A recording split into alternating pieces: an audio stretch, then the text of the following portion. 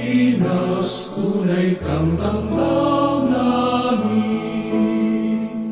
Ilaw ka ng Pilipinas. Karagatan ay itinuturing na tagapamagitan sa mga nagdadayat mula sa kapahamakan. Sa sakuna sa karagatan, ang kanyang imahen ay kinakatawan bilang isang ina na nagbibigay gabay at pag-iingat sa mga nagdaralan. At habang nasa dagat, siya ay tinuturing bilang isang liwanag na nagdadala sa kaligtasan at pag-asa. Virgo Maria Estela Maris, Ipanalangin mo kami. kasama po ng karosa ng mahal na Birhen ay ang mga